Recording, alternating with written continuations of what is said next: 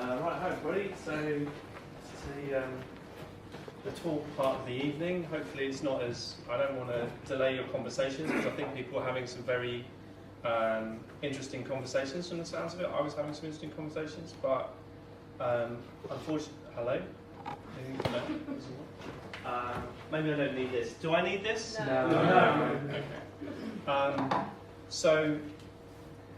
So the talk is about Agile. So the title of the talk is Agile in its natural environment, and so and I should say at the beginning that my friend James Robert White, who is an artist who kind of specialised in the concept of complexity after he went to CERN and studied there as a young man, he's somebody that I like to collaborate with, and so I just kind of take all of his paintings and drop them into my slides quite randomly, but I think they're quite interesting to look at. So if his slides are better to look at, it's thanks to him.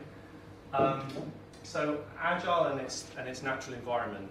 So what I'm going to be talking about is a different way of thinking about agility from the way that that maybe we've been taught or trained to think about it as developers. So the way that we're taught and trained to think about agility is probably as some kind of process that you follow, right? And there's a culture that's associated with that, and there's a mindset, but it is also a process that you kind of, with jargon to describe how it works. Now, I don't want to take away from that or talk negatively about that, but I want to present an alternative way of thinking about agility, and that's what the talk is about. And so I've linked the notion of Agile to the environment in which Agile takes place. And that's the kind of key to this perspective. So if we ask ourselves what is agility, we can ask ourselves that question without knowing anything about software development. We could ask that a child in primary school, what is agility? And they'll be able to answer, that it's to do with being able to move, very quickly to adjust, to make a sudden change in a decision. And I think that's something that we can hold on to as a really sure concept of what agility is really about. If you think about it in those terms, in physical terms, it's easy to think of agility, perhaps. But in working in an environment with lots of people working together, it translates, I think, into this. So rather than a process, agility is a capacity to rework something or adjust what you're doing after you've kind of delivered it in some sense. So the reason I say after you've delivered it is not to say that I'm talking about the end of a project. I'm talking about in a kind of a fractal sense that you've invested or committed to something, and then there's a higher cost to changing it because you've delivered it in some sense. So you've switched from a cheap adjustment phase where you're just modeling something or thinking about something or messing about, and then you've committed, and then suddenly there's a higher cost to actually adjusting things after that point. And so I think that agility in our environment that we work in is something that is offered to us thanks to technology. So it's because of the way that technology has developed that we've become more able to be agile in the way that I'm describing. So it's kind of thanks to tech. But in order to make sense of why we're using agility the way that we are, we need to understand the environment in which agility is demanded. And I like to think of a football match. If you digitally remove the ball from the image and you watch the video of the players, some of them will be running around looking like headless chickens, some of them will be suddenly adjusting in relation to something you can't see, right? So you can't understand this capacity to be agile without talking about the context in which it makes sense. And so that's what really most of the rest of the talk is about. So if we think of it in terms of the environment and just the capacity to adjust very quickly to something that might be expensive to change, but we can still do it, then it's a kind of insurance. It's a kind of insurance against things going wrong. And that works at the physical level. So it works if you think of a footballer, if he invests in his kind of core muscles, then he can quickly adjust when something unexpected happens. So say a goalkeeper dives to his left because someone shot the football towards the goal to his left, he dives there and then it takes a deflection, and because of his core muscles, he can adjust again and he can reach that ball that's suddenly changed direction. So it works physically, and it also works in terms of our business to think about, it's insurance for when something unexpected happens. But the problem with that is that when you have insurance, as any economist will tell you, if you have a lot of insurance and a lot of safety barriers, you tend to take more risks, right? Because that's how it works. You have an incentive to take risks. It's a bit like saying, and it sounds counterintuitive, but it's not really. Like if someone says, okay, yeah, I'm not a good driver, but it doesn't matter, I have insurance, so don't worry. That's not a very convincing argument to get in the car, is it? You're not thinking this is great, you know. So there's a risk with Agile technology. So what I want to talk now about is, well, what's the positive side of this? So the positive side is that sometimes we actually know we don't know, right? We know that we're not quite fully equipped to deal with some kind of situation. And in our business, that situation is when we're faced with a lot of new things coming at us. New technology, new faces in the building, new problems, new challenges. Okay, and all we're saying is we're kind of going off the beaten track here in terms of what we've done before. And so in that phase, or that type of project where there's a lot of novelty, we kind of know that we don't know. And that's where this insurance comes in and becomes really valuable. So you might be familiar, some of you, with this idea of estimation in terms of software projects and other engineering projects and so on. And there's a thing called the cone of uncertainty. And this cone, and I've actually got two here, there's the red line and the blue cone. And this is just showing that when we've done research as economists into people's ability to estimate a project, there's this very predictable thing that happens. And what happens is at the beginning of the project, people's ability to guess correctly is essentially random. But then as the project continues and you advance to the right in time, the spread of estimation gets narrower and narrower until you've basically completed the project and you know, well, I'm nearly done, it's going to be finished next week. And this happens across the board at every level. It doesn't matter what your experience level is. The research shows that you can't estimate reliably complex projects, novel projects, big new challenges, regardless. It doesn't matter who you are. And it's because of uncertainty. And that's why this is called the cone of uncertainty. But this cone has different widths depending on how new the project is to you. Because if you're doing something that's more operational and you've done it 100 times before, then the cone is pretty narrow. There might be one or two new things, but not much substantially new. You can estimate more reliably. And so I'll just pause there and let you think about that. Because I'm going on. But it's a nice diagram. So I've also called it the chance of rework. Okay, because when you're uncertain of exactly what you need to do, but you have to start anyway, what happens is that you end up having to do some rework. It's kind of inevitable. It's the two things are just logical. It's a logical consequence.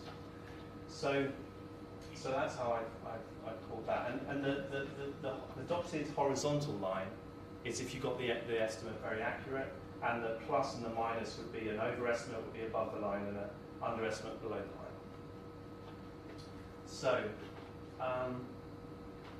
So what I want to talk about now is, I'm not sure if so I call this a twisty circuit and a drag race. And so I want to go to this metaphor of a car. So how agile your car is depends on the racetrack that you're on, in the sense that how good it is to be agile, right? If you're on a twisty track, it's really good to have an agile car. But if you're on a track with some really long straights, it's much better to have more power. You don't need the agility. So this cone of uncertainty is actually a map of a racetrack.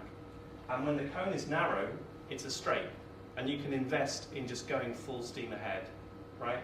But when the track is twisty, it's when you've got a novel project and you know there are going to be surprises.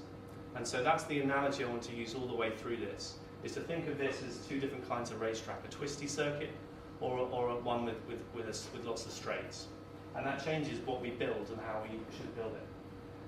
So how do we so the extra complexity is we get to design the racetrack, right? So it's not just that we say, okay, I'm designing the car for the racetrack. The problem is we also design the organisation that we actually work in. So we get to design the racetrack and then race on it, which is great, right? You think, well, I'll just make a nice simple racetrack to race on. And that's what we try to do. Okay, so what we do is we don't say, let's build a twisty racetrack so it takes us ages to get to our destination. That's not sensible. We say, let's try and smooth this racetrack as far as possible. And that way, we don't need that much agility, but we get to where we go in the quickest time. So that's the overarching metaphor of the whole thing, really. So the next couple of slides are just about. So what I want to talk about is how we smooth that racetrack. How do we make it straighter? Because that's the A strategy, right?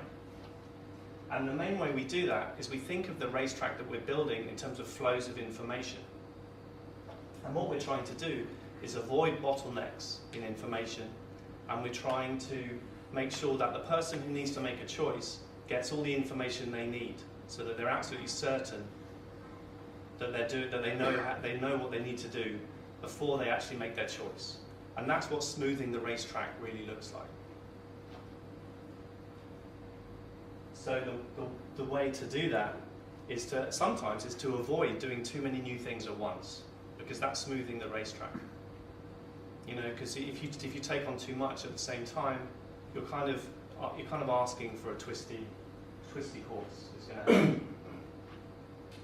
So there are lots of causes of poor information flows, and I can't list all of them, but some of them are to do with things that are outside of your team's control. So the information or requirements are coming in from somewhere else, and maybe that's a moving target. So you thought you were building to this spec, and then the spec changes. Now, that's not a problem for you. There's nothing you could do about that, but your organisation as a whole should be trying to control that. There's also opacity, I've called it, which is just where it's very hard to get information from people because they're very busy doing something else. But from your perspective, okay, this is not an easy situation because you can't smooth that racetrack. And then there's just excessive complexity or organizational complexity. And that's just where there are so many people involved in one part of that feedback loop that you're trying to close that it's hard to close it, or you have to short circuit it, in which case you have uncertainty. And there's lots of others that we could talk about and I don't have time to go into. So then if we think about how we try to actually address all of these potential issues, there are some major ones, and obviously communication is the word that everybody talks about. But maybe we don't talk about communication the way that we really should, not like engineers. We should think that we're engineering a racetrack, and we should think of communication as mainly about redundancy. So we think about redundancy is where I don't think I need to tell you something, but just to be ultra safe, I'm going to tell you anyway. Right? So instead of concision, so if you want to be witty, you don't want to go on about it. You don't want to make the joke last longer. But if you want to make damn sure somebody understands, and maybe you want to make sure that not the person you're currently communicating with, but someone down the line who you haven't even thought of understands what you're doing, then you have to add in extra information that you think is probably useless. And this is the only way to deal with uncertainty, which is you don't know who your audience is. Right? So it's really tough to do, and it goes against our instincts, because our instincts are to be efficient when we communicate as well, right? It's very hard. You can't really do both here. So another example is requirements gathering. So if you're gathering requirements and you think, well, I was told to talk to this person, I've done that. But maybe you think, well, I know there's somebody else who seems to be involved, or someone mentioned him. I have no idea what he could tell me, but maybe you should just talk to them, because it's redundancy in communication coming into you this time. Because if you have to ask questions you think you know the answer to, you have to ask questions to people that you think you don't need to know anything, or who don't know anything more than you already know. And that's quite difficult to do. So that's to do with incentives and culture. And a lot of this stuff is to do with culture as well. And that's a really tough thing to address. The other huge way to address this racetrack and the twisty circuits that we accidentally build is we smooth them out with testing. So if we do enough testing, we smooth that racetrack at that point, don't we? Right? Yeah. So testing is a really important tool that we use to try and uncover all of the information that was missing when we started building something. And that's why testing, I think now people talk about continuous testing, and I think that's what they're referring to, is it has to go through the whole process. So what are the side effects of trying to smooth the whole circuit like this, smooth the racetrack? The side effects are that people tend to think that they know everything now. They think, well, I've provided loads of extra information, asked loads of people I didn't need to ask, the culture's right, everyone's working really hard, we're testing everything end to end. We already know it all. And then you throw away your insurance because you just bet hard, you're too confident. And this is probably what everybody does. Nevertheless, it's a good option, right? It's a good thing to do to try and get it right first time. So I've just relabeled the two cones with a kind of improved workflow where the information is better versus the unimproved workflow. and that's that seems sensible. So where do we decide that agility comes into this? So how do we decide that we smooth the information flow as much as we can, but we reckon actually there's going to be some agility needed? Well, the way you combine the two graphs together is just to draw this vertical dotted line, and agility. So this line is just illustrating. On one side, it's cheap to adjust things. On the other side of that line, the same things are much more expensive to adjust. And so when we increase the agility in our technology and our systems, we move that vertical line to the right more.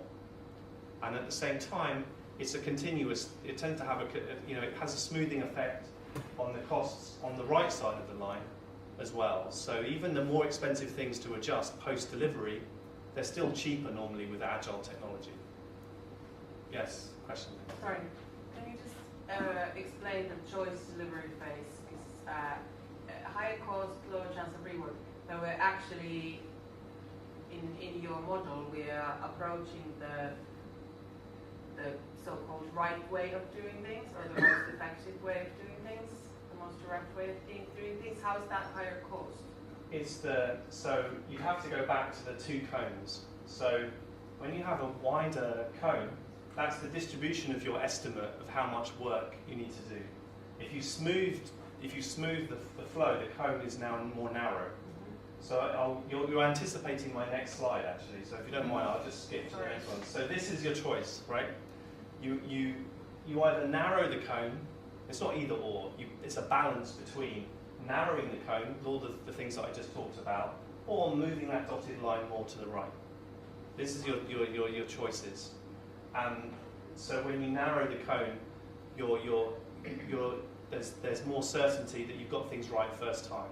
When you move the vertical line to the right, there are more things you can afford to get wrong because your insurance, you have more insurance.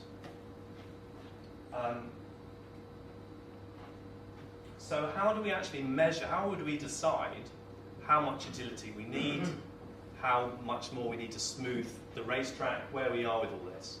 So John von Neumann is a mathematician who was very important in the Second World War. He's very important for game theory, and he's very important for being the first person to design the computer. He built the first computer. And when he was building it with the engineers, he said that the part of the computer that's stable, we're going to predict, i.e. we're going to build on top of, and the part that's unstable, we're going to control. So it's interesting that he separated the two problems in a similar way to you have the things that are unstable and you have the things that are stable.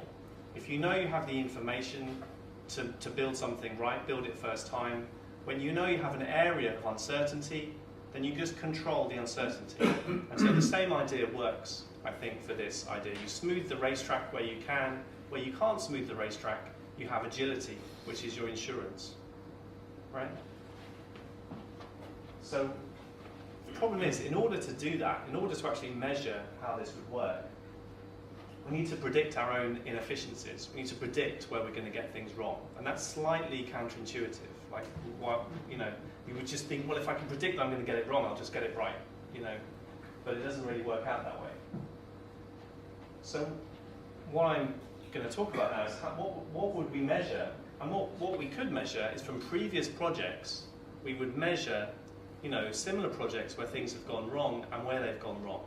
So what happens is, when there is uncertainty, so when the information flows aren't quite right and you build stuff, when you then have to use agility, when you have to do some rework, every time you do that, I'm calling it a collision.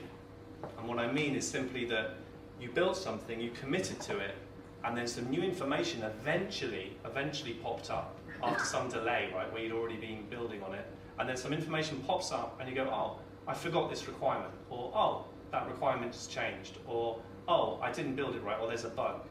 Every time that happens, it's a collision, right? And the collisions are related to the uncertainty that there was before, because there wasn't a smooth flow of information. Later on, there's a collision. And so there's this kind of lag, so that's why I've drawn the dotted line to show that. I'm not sure if everyone's following, like it's a little quizzical look, but maybe press on. But what you're aiming for is to have lots of collisions early on when it's cheap to have those collisions, and then later on only a few collisions hopefully that you can afford to resolve because you're agile, right? And so with testing, for example, you try to push those collisions earlier in the project and have more of them, and then by the time you've really committed, like you've deployed a product, there's only a couple of collisions left, and you've got your agility to ensure that it's not that expensive to fix it. And so this is what you're kind of aiming for, this pattern. So the theme of these collisions, though, is this delay between the thing that was wrong, which was the flow of information, and then the lag between eventually something collided and you realized you were wrong, or you made a mistake, or there was something went wrong.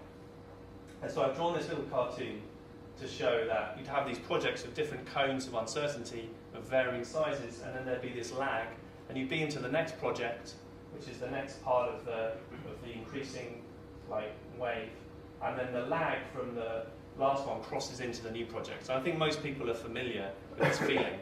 I'm very familiar with this, unfortunately, because it's just, and I'm not saying that it's probably the way I work is I'm partly responsible for this. But so we may be through with the past, but the past is not through with us. And it could be technical debt, it could be requirements that got dropped off, it could have been lots of things that could have happened. If you don't have agile insurance, then it looks more like this. So the vertical line is the cost of the collisions, and if it's higher up, then it's a higher cost. And later on in the project, when you think you've finished, probably some collision arrives and it's super expensive. And that's what you don't want to happen. So that's all I'm going to say about it today. A couple of thoughts to leave you with. We should think of agility in a precise way as insurance against uncertainty. We can measure agility because we can measure the collisions that force us to be agile. So we can measure when and where it happens and how much we're using that insurance when we're cashing it in. And that means we can be more precise about where we need it. And also where we have too much agility, too much insurance, we're over-reliant, or where the agility just can't absorb all the collisions that we failed to resolve earlier on when it was cheaper to do so. So agility, in this view, is not a process. It's a capacity we need to use and we're forced to use it when we take the scenic route, where we go a bit around the houses. And so let's design and plan our systems without confusing the scenery with the destination. And that's all. Thanks for listening.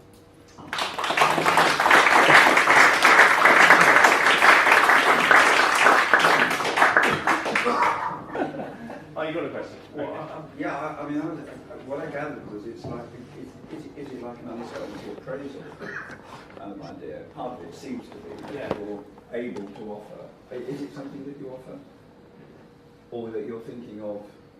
I haven't got as far as, I'm interested in how you measure it, and I'm interested in that the first thing is that you need to measure it throughout an organisation, and it's be something you'd have to report on at quite a detailed level. So it's not straightforward to just come in and I'm going to measure agility. No, I get that. But it would be like a systemic change, appraisal. I think. So in other words, people would say, have a look at this, and you look at it, and you have various things that you work out that you're intending to work out, which would light up in ways that other people wouldn't. Yeah. Because they say, it's a piece of cake, and you go, well, have you thought of that, because what we found out is that these have very high measures of uncertainty. Yeah. Are you aware of that? Yeah, you could try. Don't be ridiculous, no it is.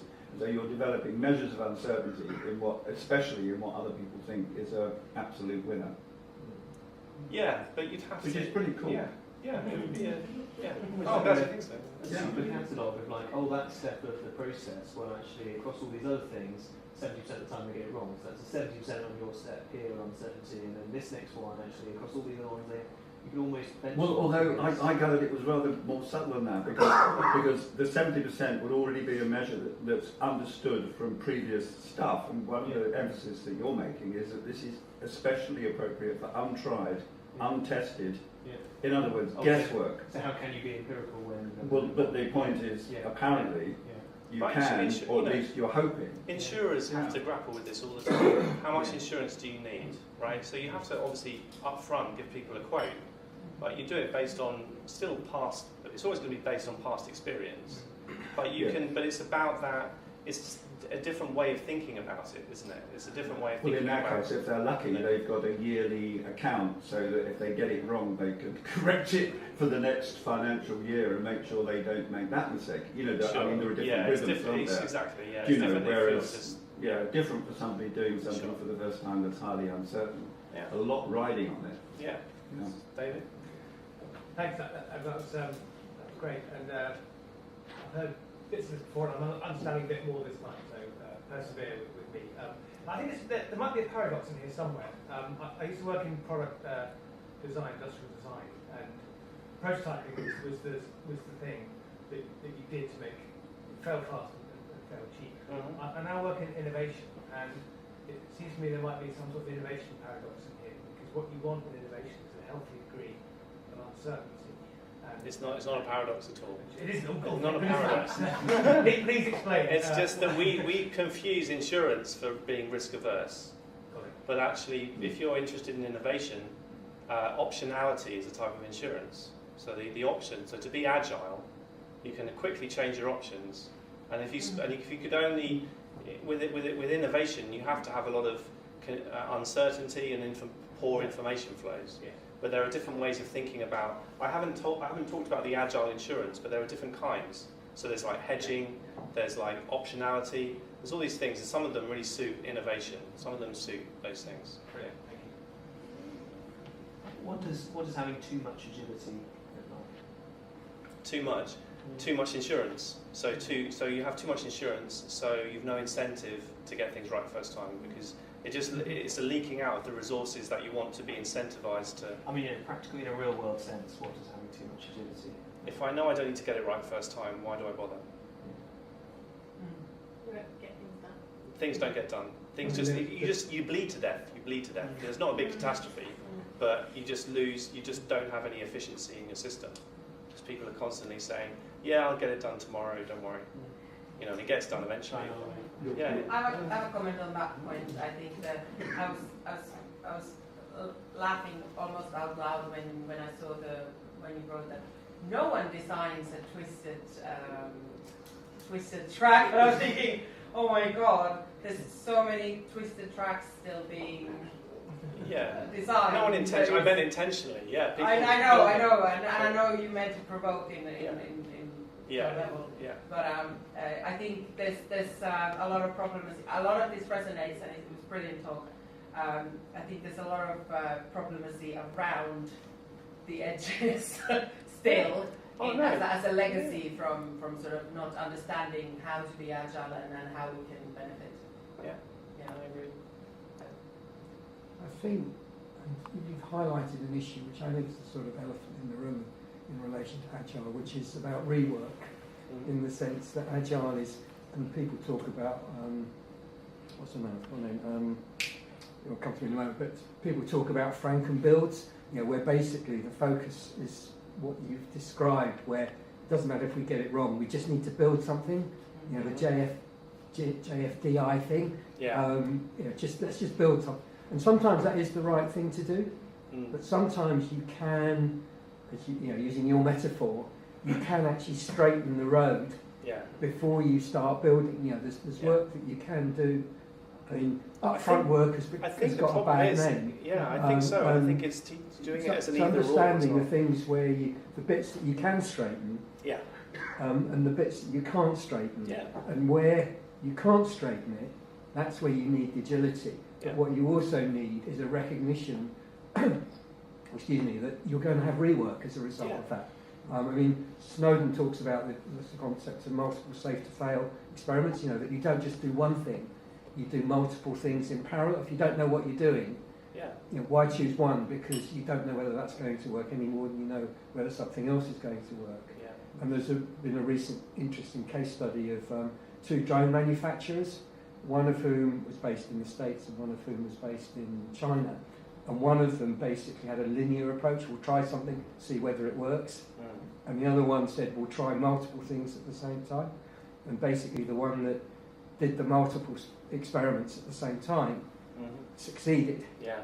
Whereas if you're doing that linear approach, it's build something, see whether it works. If it doesn't work, we'll think of something else.